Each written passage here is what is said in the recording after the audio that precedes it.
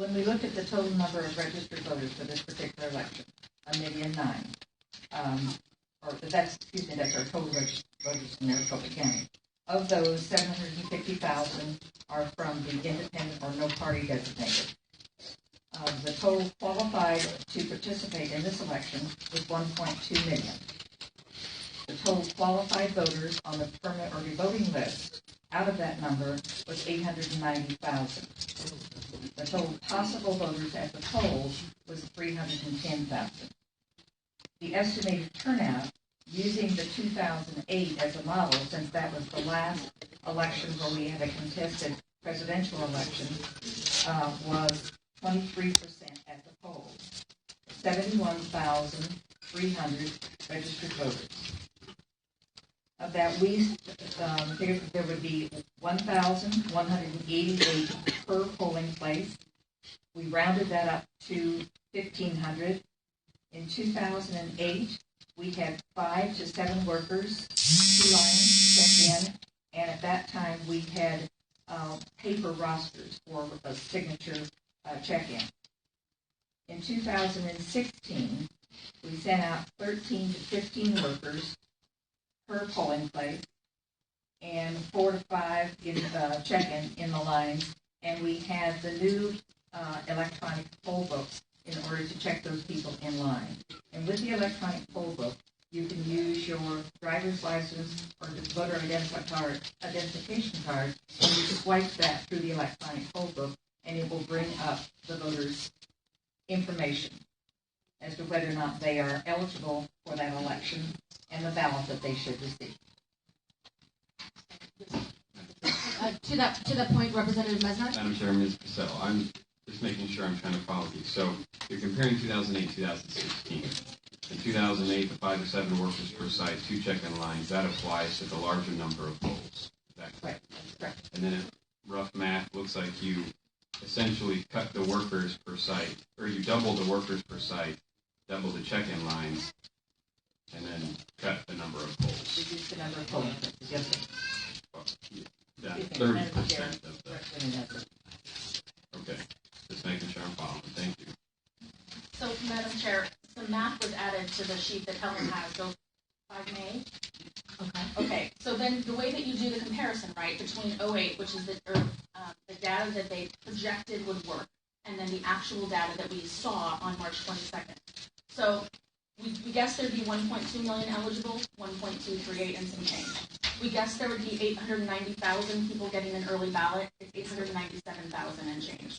310, a little bit higher here, 341,545. So that gave us, and we actually had 82,489 voters show up at the polls to vote. So a little bit higher than the guesstimation of 71.3, but not outlandishly higher. And that was an average. Now, of course, we had polls that were higher and polls that were significantly lower, but they used the 1,500 as a threshold, and the average is under that threshold. So the logic that the county employed to decide isn't based in, it's not arbitrary. It was based in numbers that, by and large, it looked like it should have worked, but darn it, it absolutely did not work. They made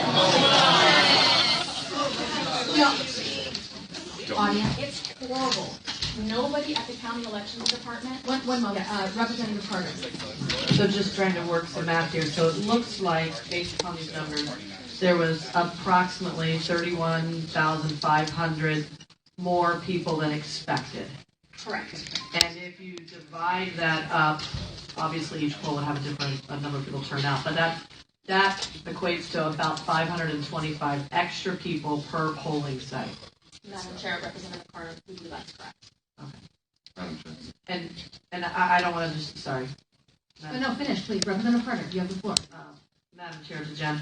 So, and maybe it's later in the presentation, are you going to talk about sites that had a greater than expected turnout versus sites that were tracking in similar numbers as you expected? Madam Chair, Representative Carter, that's also correct. Okay, thank you.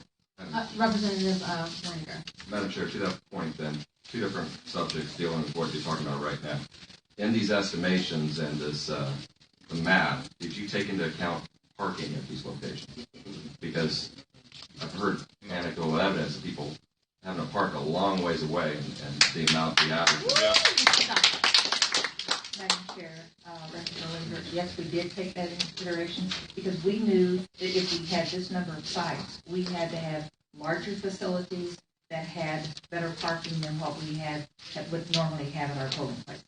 Okay, Madam Chair, second. Yes. Did you take into account this plan of being able to vote anywhere at any location in these estimates? Absolutely. That was one of the parts of it. That was an extra thing that was added to it. In a normal election, our system will not let us do the vote centers. We have to do that in a regular primary and general election. We have to have the 724 precincts. In this instance, we decided that we could do the vote centers and allow people to vote anywhere. But to that point, how was that communicated to the public? How did the public get to know that they could vote at any site? What was done to communicate to the voter that these were sites available to all voters? Madam Chair, we have those sites on our website. We have done a number of interviews with various media to get that out. We've had it on Facebook since about the 1st of February.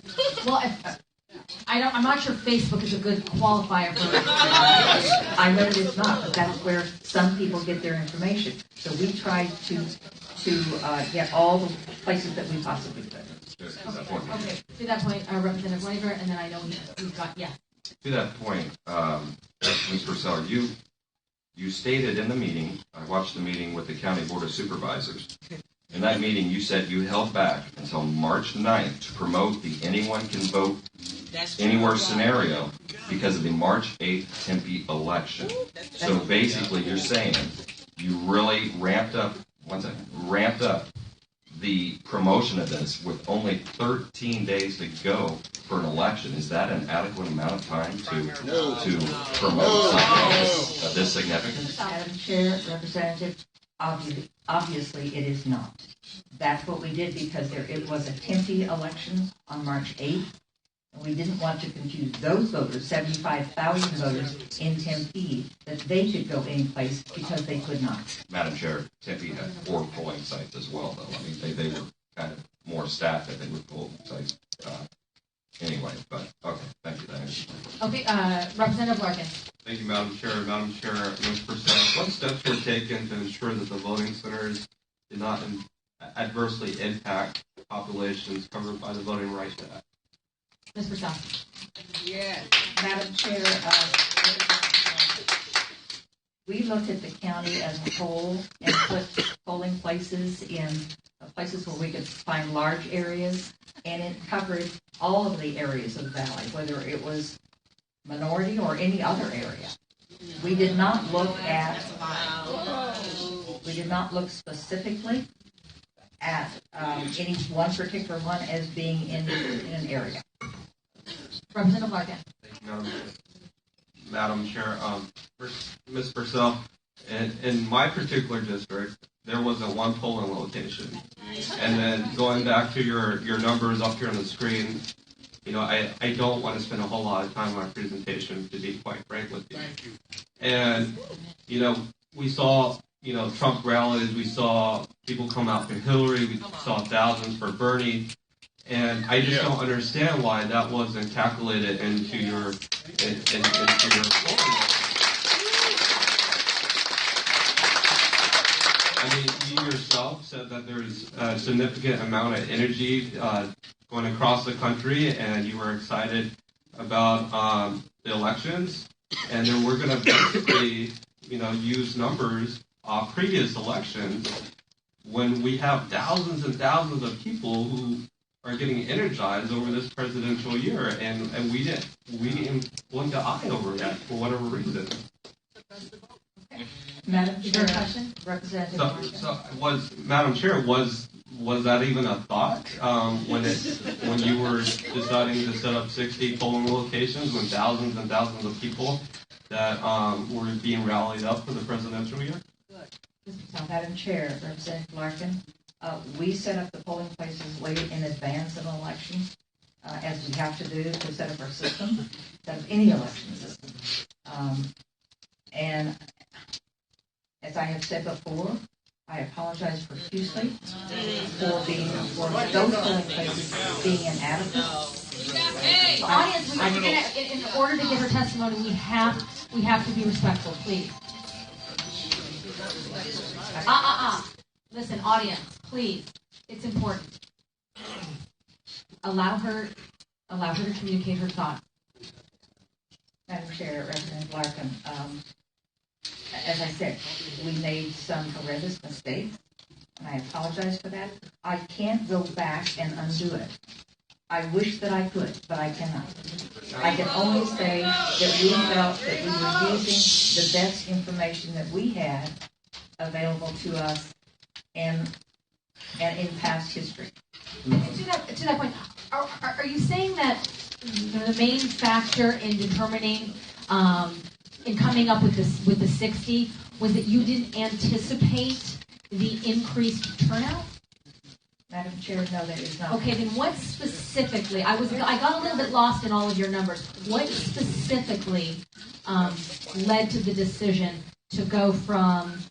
Well, to go from 211 in 2012, but in 2008, which you keep referencing, there was 403 locations.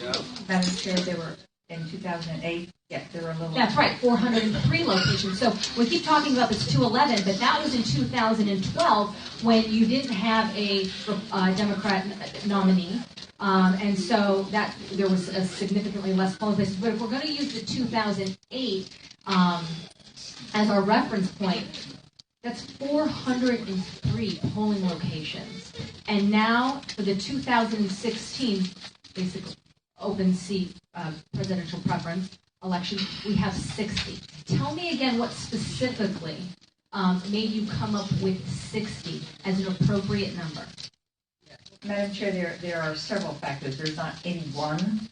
One of those things is that the increase from 2008 to 2016 in the number of people who are eligible on our permanent early voting list. Those people will already be getting a ballot and obviously would not or should not be going to the polls on election day because they have already received their ballot. Okay, so the that was one issue. assumption there was that we had an increased amount of individuals participating in the early ballot. We had a little bit more than double the number from 2008 to 2016. And so there was an assumption made that these individuals were going to then vote by mail. That's correct. That's what they have chosen to do. Chose to receive. Oh, right. Chose to receive their ballot via mail, and the assumption was that they were going to also then return it via mail. Okay, so that's one. But also, if they did not return it by mail, they could turn it in at a polling place. They didn't have to stand in line. They could turn it into a polling place. Just drop their ballot off, as they do in most elections. That wasn't communicated. We have a number of early voters who drop their ballots off on election day at every election. Okay.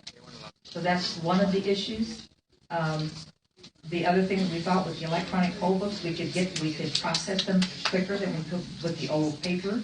Let me ask about that. Is that something that you had experience with in the previous elections? Was there something new about these electronic poll books? I mean, what exactly made you think that this was going? Did you have more of them at these locations?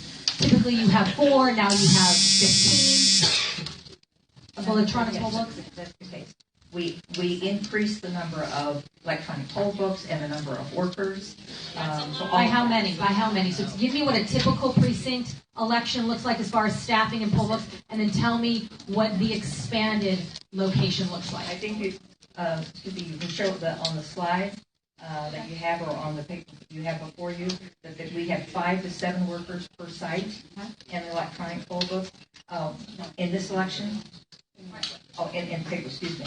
And in this election, we had 13 to 15 per site, and 2 check-in lines, and then you had your electronic poll book, which means a worker does not have to look you up. You swipe that number, or you swipe your voter registration card or your driver's license, and your name comes up. Now that's also another factor. There's also the factor of the money. And that has to enter into any decision we make about anything. I bet it does. I'm sorry. Do you have it to that point? Okay, before we get into the money, do you want to do, okay? Are you comfortable with that? I just want to make sure I have your question. Yes? Perfect. Finish your point, please. So we looked at the amount of money that we felt was going to be available for this election, knowing that as of the time we started planning, there was not sufficient money to pay us for a full-blown election. So we were trying to downsize if we could in order to come up with the monies that were either already committed to this election or that we had been promised and hopeful that the legislature would look at that issue again and include more money for this election. And that those bills, as I understand, have already gone through the House and the Senate. Okay. They've not been signed. What bill? The Secretary of State had a bill that would pay their office completely for this election.